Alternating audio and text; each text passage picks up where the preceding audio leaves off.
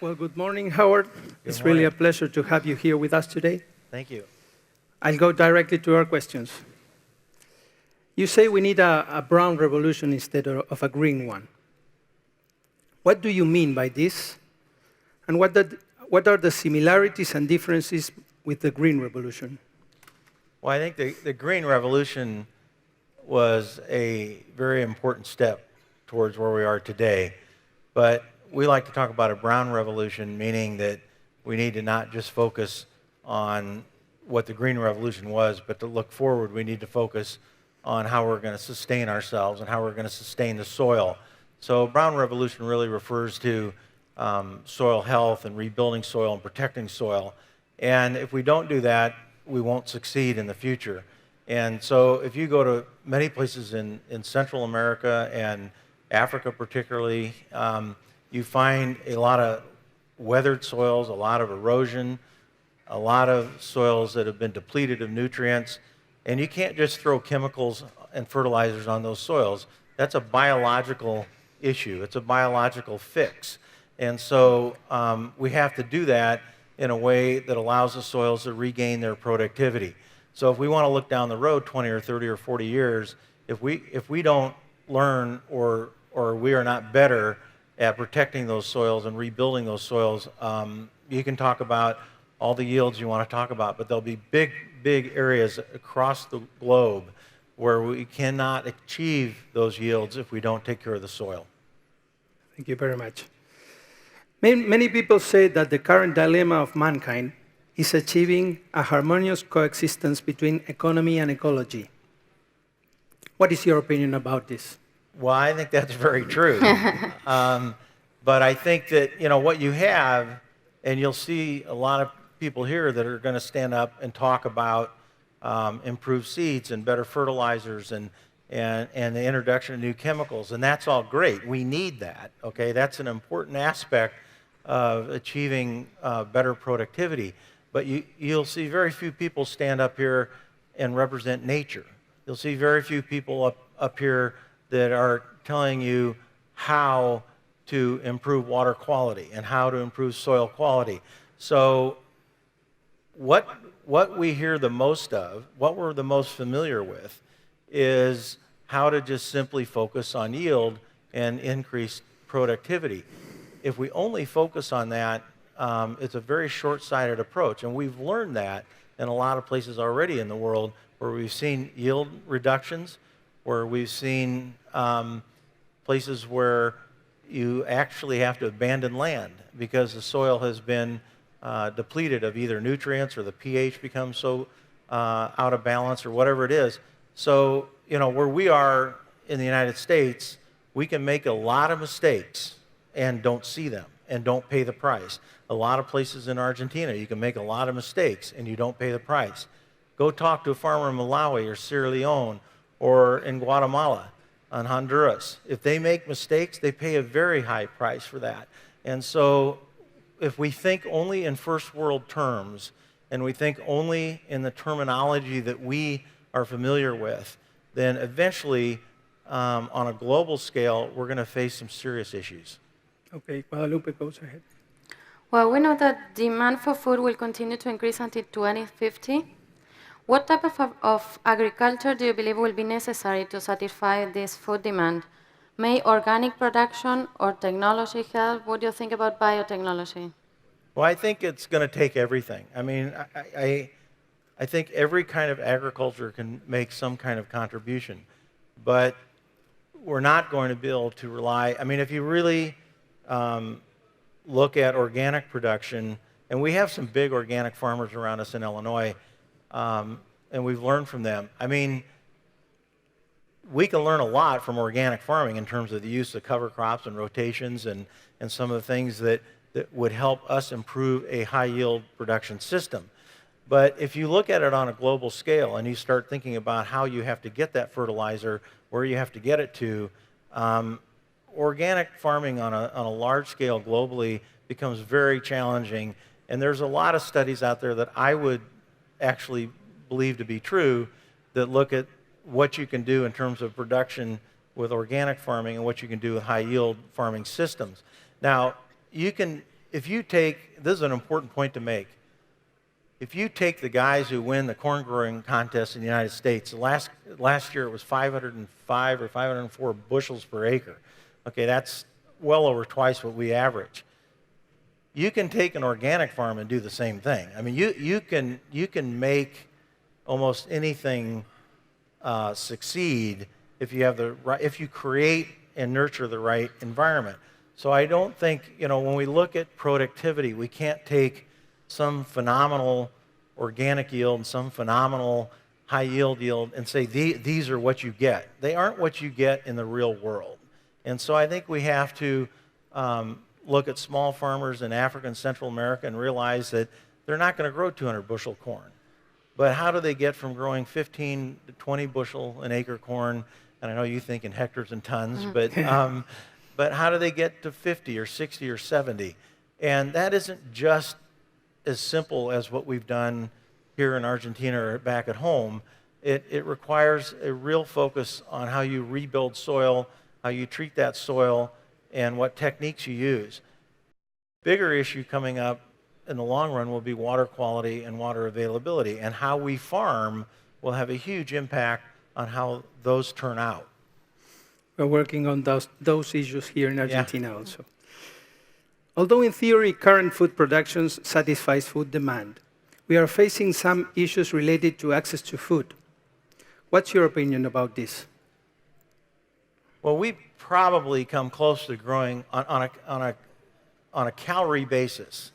We probably come close to growing enough food to feed everybody on a minimum calorie basis. But it's always affordability and accessibility.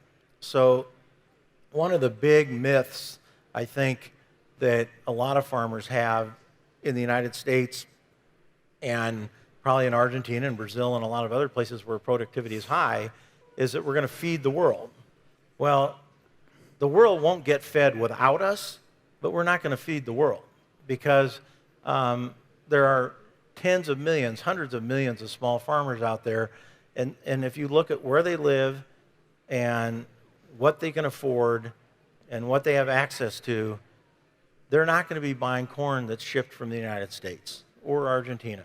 They're going to be buying corn within that region that they grow or somebody else grows from a local market.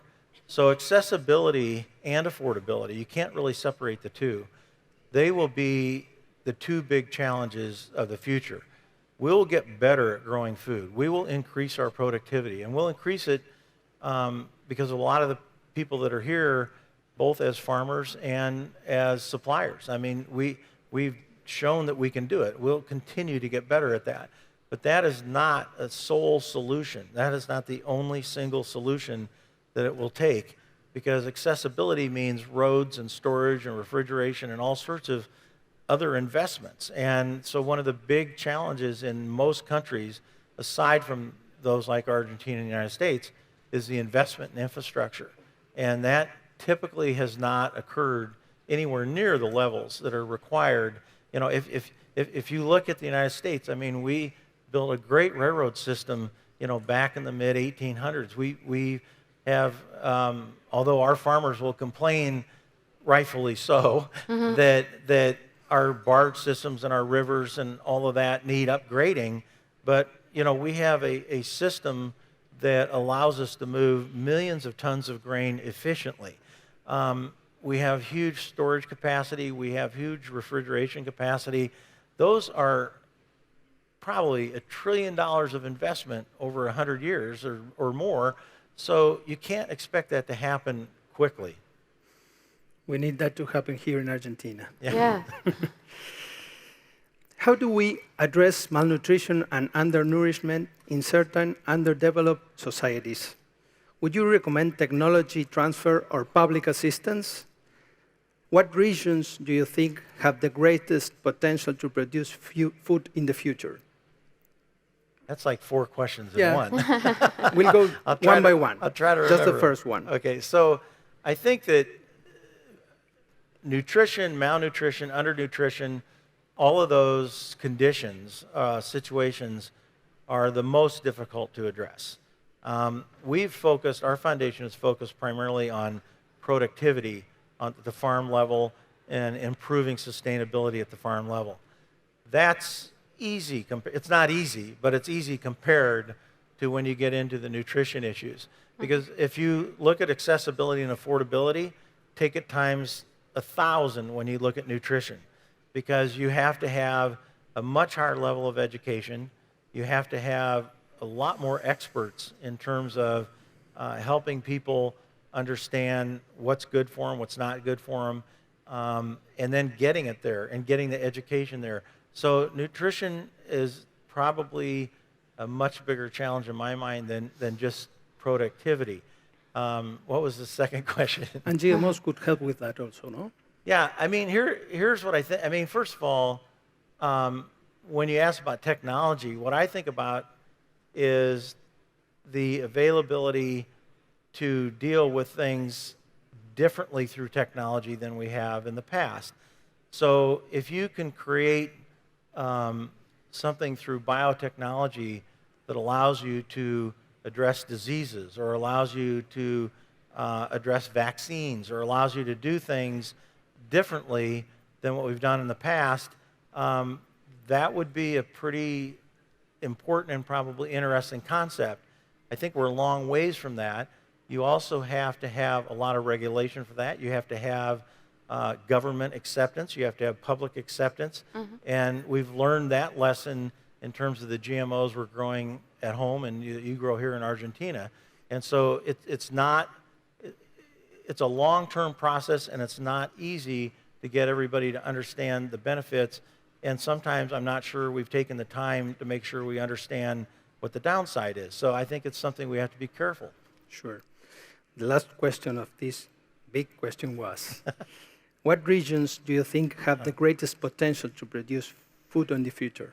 Well, we just spent about 1.5 years, maybe 2 years, working on trying to gather the information and understand both hunger and production in Africa on the continent.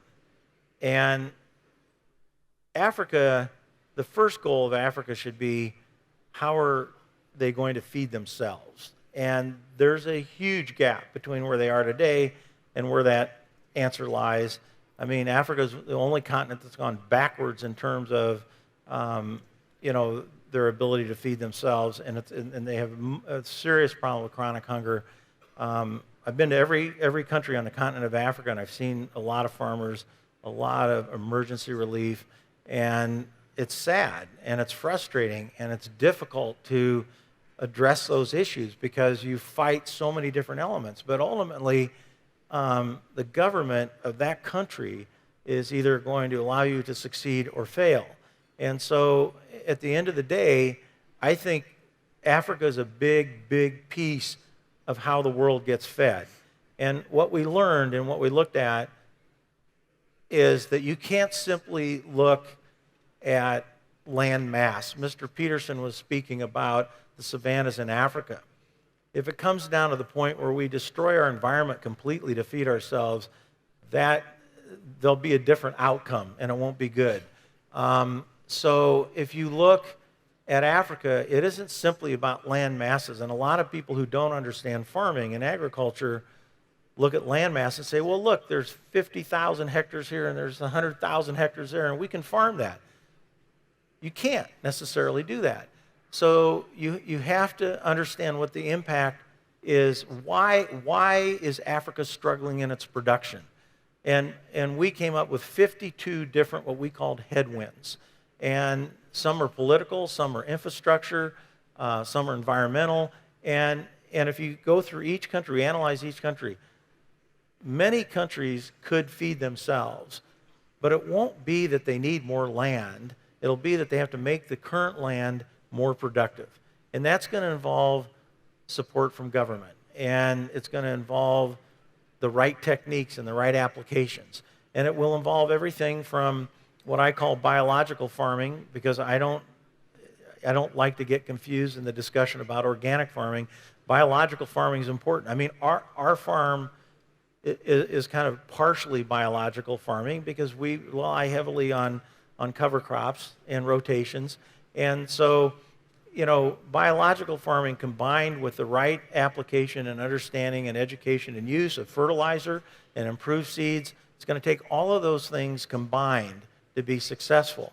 But the big hurdles tend to be political and infrastructure, and you won't solve either one of those by being from the outside trying to convince somebody to change. It has to be the farmers and the people of those countries have to convince their governments that they need that change.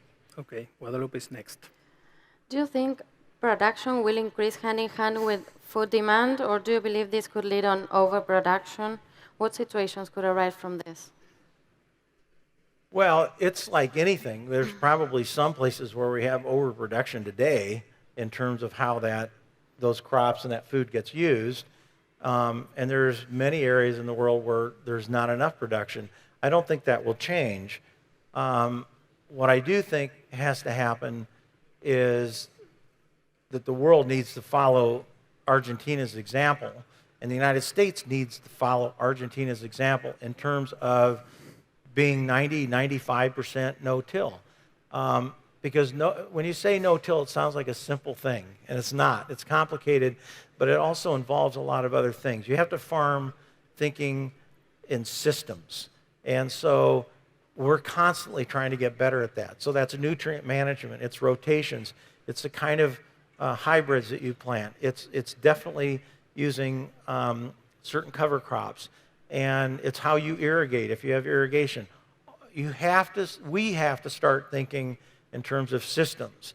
And those systems, and we don't do that today. We really don't do that today.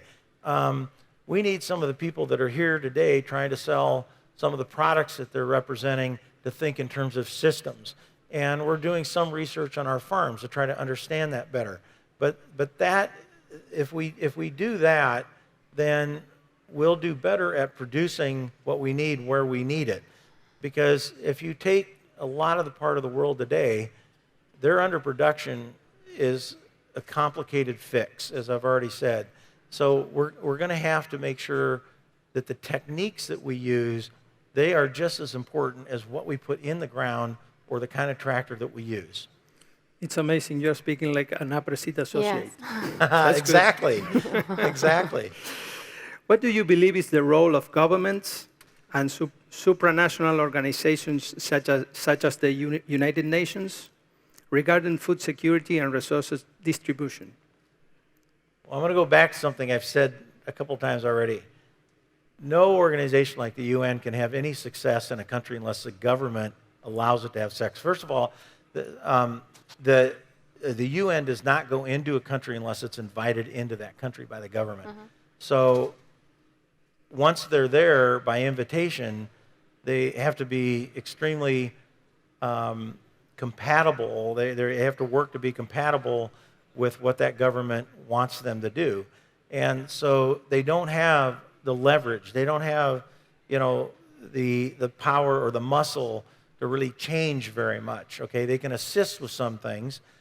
We've been involved with UNHCR and the World Food Program for years, and they do great things in emergencies. But if you look at the FAO, some of the greatest talent I've ever seen is in the FAO, but they're very constrained with the country that they're operating in.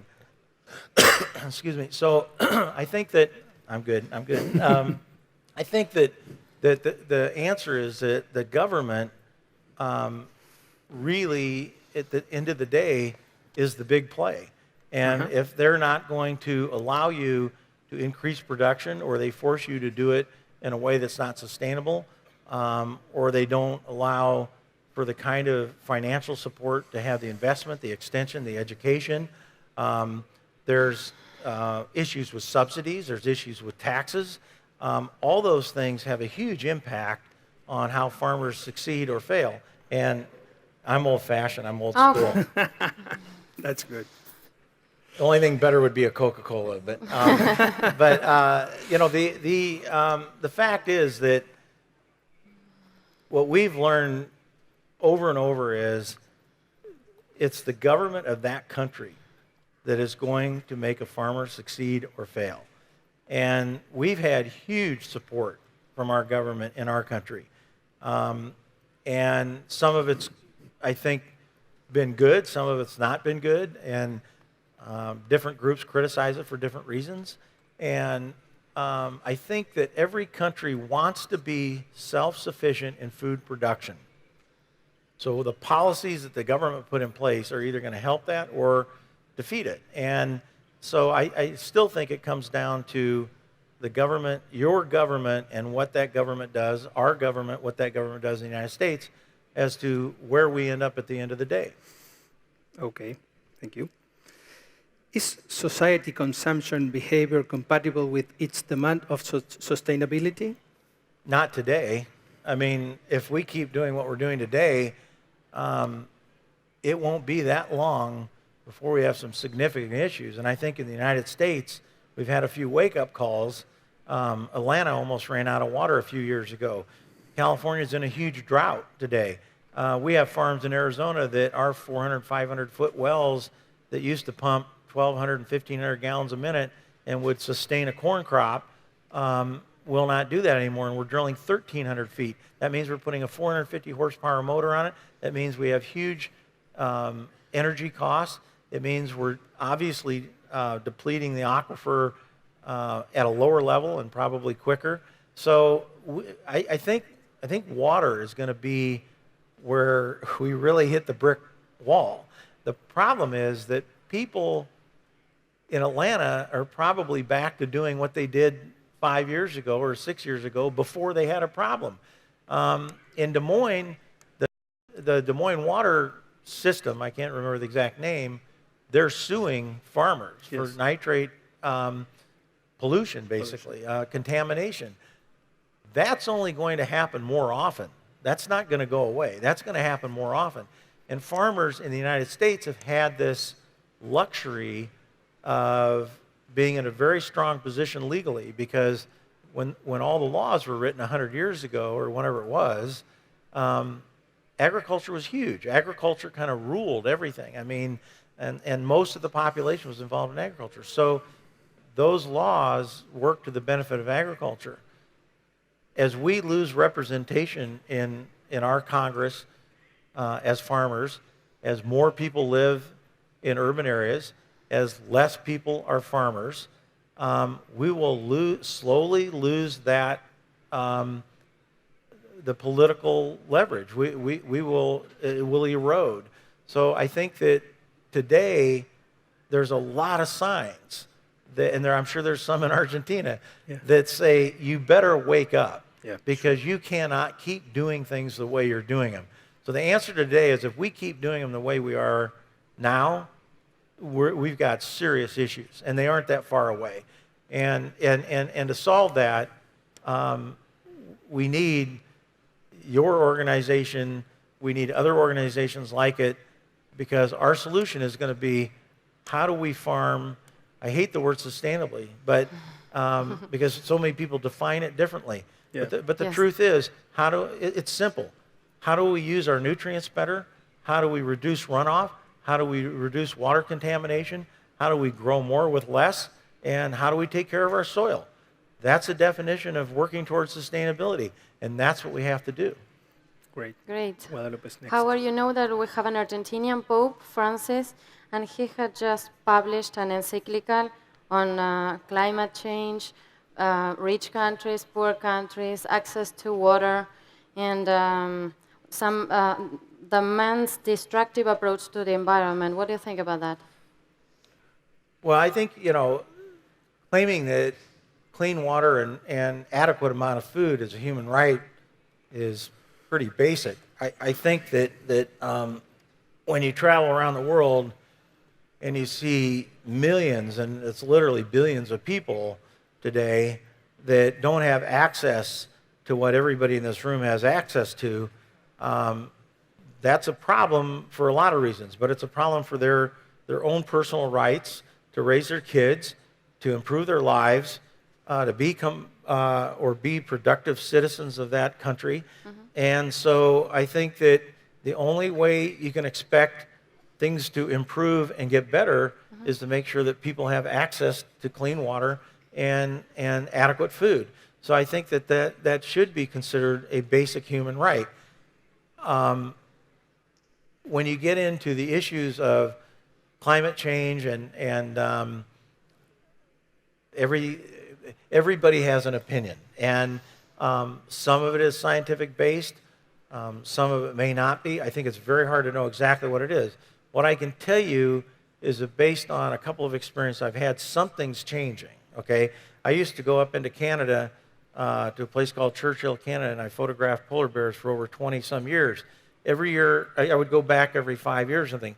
Every year, the water melted sooner, the freeze came later, polar bears were congregating differently. I mean, behavior changed because of the environment. Something is changing there, okay? If you look at our farm in Illinois or Nebraska, and particularly, we don't know what to say an average year is now. I mean, it's much more difficult. And so, you know, we have extremes in drought, we have extremes in water, we have extremes in temperature sometimes. Either way, up or down. It's not just one direction. So I think it depends a lot on how you define it, but clearly it's a challenge. And what's the hard part about it is understanding the science of it. But just like agriculture, I always say follow the science. And if we follow the science, we're going to get it a lot more right a lot faster. And so I think we have to rely on that, but science can be twisted too. And so we have to have good public institutions that give us good information so that we can make good decisions. Great. Regarding to your foundation, Howard, we want to know what is your mission, what kind of projects you are financing, and how do you choose those projects? Well, we're probably a little different than a lot of private foundations in the United States. And a private foundation is a little bit of a different organization in the United States, and you don't find it in very many other countries in the world. And it's really set up by tax benefits that then have to benefit society. So our mission has to be, whatever we do, has to benefit society. It has to be for public good. And so we looked at that, and we've looked at, I mean, look, the U.S. has a lot of challenges. We have the highest rate of food insecurity in the United States that we've had in years, and we do work on that. We work on issues like trying to convince farmers that they need to think more in terms of no-tilling and strip-tilling and nutrient management, cover crop use, all those things. But our biggest bulk of where we spend our money and our time and our effort is primarily Africa and some countries in Central America and Mexico, which is to deal primarily with smallholder farmers and try to help them build a system that allows them to, for their own selves, have a system that's predictable and productive over a longer period of time. And that's very difficult to do because the education systems and the extension systems, the things that have made you successful here and made us successful at home and in Brazil and Australia, don't exist in those countries. Or if they exist, they're very minimal. And they don't have the funding and they don't have the support. So the one other area that we work in is we work in a couple of conflict areas, and we've done that for a lot of years now. We work in the Democratic Republic of Congo. We've worked in Burundi, South Sudan, Central African Republic, some very, very tough places. Working in El Salvador today or Guatemala or Honduras is not so easy. The crime rates are high. Yeah. They have the highest murder rates in the world. There's a lot of issues that make it difficult to have success in agriculture. So we try not to ignore the fact that those exist. So we also work on the conflict-related areas. Thank you. What do you think your foundation should do to achieve these issues that you're facing? Well, the thing that we like to do is take a lot of risk. I mean, our money in our foundation is something that we have a lot of flexibility with. We don't have a big board we have to go to. We don't have to decide by committee what we're going to do. We have to adhere to the regulations that the government has established, which is, primarily that we have to provide, our actions have to provide for the public benefit. But essentially, I believe we should be very willing to fail. A lot of organizations don't want to fail. I would say that we fail more than we succeed. And that's okay, because we're failing because we are taking a high risk, or we're trying to do something in a high-risk area. We're building hydro plants in eastern Congo, which most people would think we were crazy. We used to get emails from the guy when the conflict was still active with the M23 rebels, that, the site was hit with 4 RPGs, but none of the bulldozers were blown up. So you have to be willing to buy another bulldozer. You have to be willing to keep going. You can't go into it and think, oh, it's getting tough, I'm going to quit and go home. We can't quit where we work. And so we have to be willing to take the risk, stick with it, and realize we're going to have failure. And within that failure, what we really need to do is learn the lessons so that we can be more successful in the next thing that we attempt. Thank you.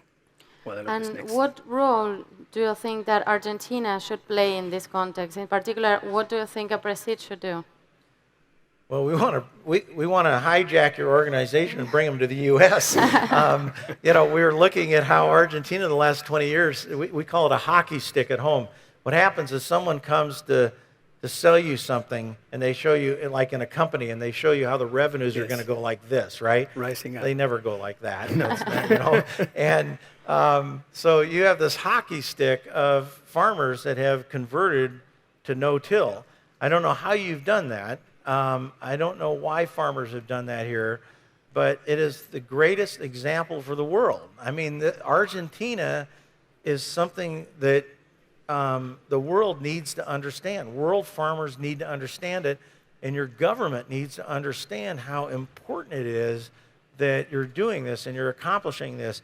I saw, in the presentation we had earlier, that you have this certification process. I would die to have a certification process in the United States. It says that... We can talk later. Yeah.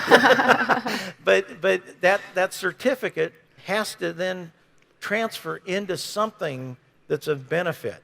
So your government must recognize, and our government must recognize, the importance of that system and that process, and then reward it. And so if you're making sure the water is cleaner, if you're making sure you're saving soil, your organic matter and other aspects of soil health are maintained for future generations, that should be an incredibly high priority for every government in the world. The problem is it isn't. And so maybe by using a certification process, you can raise the level of that importance. But you guys in Argentina, most everybody in this room who's farmers, I mean, you guys are doing something in this country that the world needs to understand better. And that message has to get out, and your government should be proud of you as farmers, and they should be rewarding you for the work that you're doing in this area. And I'll probably get in trouble for this, but if they're not, they should be. So, somebody should have that conversation. But it's really important what you're doing in Argentina. Thank you, Howard. Thank you. Thank you about that. While we wait for the questions of the audience, Okay. what can you tell us about your... Oh, please.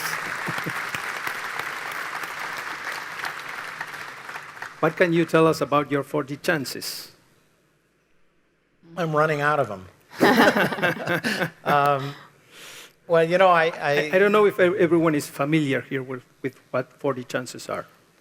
Well, so it's a book that the title is 40 Chances, and I went down to our John Deere dealership where I buy a lot of our equipment back in Illinois on a very cold winter day to hear a guy tell us, all of us farmers, how we could plant better. Now, if you know farmers, you know that they already think they plant just fine and that they got it all figured out.